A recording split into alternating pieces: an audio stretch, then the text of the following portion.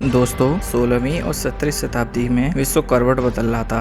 वैज्ञानिक क्रांतियों ने पुरानी मान्यताओं की जड़ें हिल चुकी थीं। समस्याओं के समाधान परंपरागत तौर तरीकों के स्थान पर प्रोत्साहन निरीक्षण और परीक्षण पद्धतियां इस युग में बढ़ावा दिया ताकि प्रकृति के छुपे सत्य को वैज्ञानिक आधार पर आघातित किया जा सके। इस बात पर बल दिया गया कि सत्य को निर्धारण प्राचीन ग्रंथों के आश्रय के स्थान पर स्वयं के प्रत्यक्ष ज्ञान को महत्व दिया जाना चाहिए। यह वैज्ञानिक क्रांति का प्रसव पीड़ा से गुजरा था, जिसे पुनर्जागरण, व्यापारिक क्रांति, भौगोलिक अनुसंधान, धर्म सुधार आंदोलन आदि की द्वारा जन्मी नई प्रवृत्तियों ने बल दिया था। फलस्वरूप विश्व संबंधी आधुनिक दृष्टिकोण की नींव पड़ी। यहाँ पर यह बात जोर देकर कहना चाहेंगे कि 17वीं शताब्दी में विज्ञान आधुनिक बन सका। इसका अधिकांश श्रेय इस शताब्दी के महान वैज्ञानिक गैलीलियो और न्यूटन को है, परंतु वैज्ञानिक दृष्टिकोण के अद्भुत अंकुरण की 3 शताब्दियों पहले हो गया था। यूरोप के विश्वविद्यालयों में अन्वेषण, नवीन पद्धति, विचार विमर्श 14वीं शताब्दी में प्रारंभ हो चुके थे। वैज्ञानिक पत्र पत्रिकाओं के प्रकाशन ने खोज की प्रक्रिया को बढ़ावा दिया। पुनर्जागरण ने लोगों को आने वाली सदी के नए विचारों के लिए रास्ता दिखाया तथा विज्ञान के भावी विकास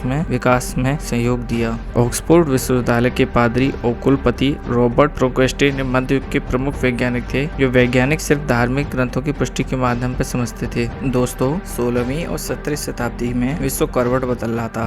वैज्ञानिक क्रांतियों ने पुरानी मान्यताओं की जड़ें हिल चुकी थीं। समस्याओं के समाधान परंपरागत तौर तरीकों के स्थान पर प्रोत्साहन निरीक्षण और परीक्षण पद्धतियां इस युग में बढ़ावा दिया ताकि प्रकृति के छुपे सत्य को वैज्ञानिक आधार पर आघातित किया जा सके। इस बात पर बल दिया गया कि सत्य को निर्धारण प्राचीन ग्रंथों के आश्रय के स्थान पर स्वयं के प्रत्यक्ष ज्ञान को महत्व दिया जाना चाहिए। यह वैज्ञानिक क्रांति का प्रसव पीड़ा से गुजरा था, जिसे पुनर्जागरण, व्यापारिक क्रांति, भौगोलिक अनुसंधान, धर्म सुधार आंदोलन आदि की द्वारा जन्मी नई प्रवृत्तियों ने बल दिया था। फलस्वरूप विश्व संबंधी आधुनिक दृष्टिकोण की नींव पड़ी। यहाँ पर यह बात जोर देकर कहना चाहेंगे कि 17वीं शताब्दी में विज्ञान आधुनिक बन सका। इसका अधिकांश श्रेय इस शताब्दी के महान वैज्ञानिक गैलीलियो और न्यूटन को है, परंतु वैज्ञानिक दृष्टिकोण के अद्भुत अंकुरण की 3 शताब्दियों पहले हो गया था। यूरोप के विश्वविद्यालयों में अन्वेषण, नवीन पद्धति, विचार विमर्श 14वीं शताब्दी में प्रारंभ हो चुके थे। वैज्ञानिक पत्र पत्रिकाओं के प्रकाशन ने खोज की प्रक्रिया को बढ़ावा दिया। पुनर्जागरण ने लोगों को आने वाली सदी के नए विचारों के लिए रास्ता दिखाया तथा विज्ञान के भावी विकास में सहयोग दिया।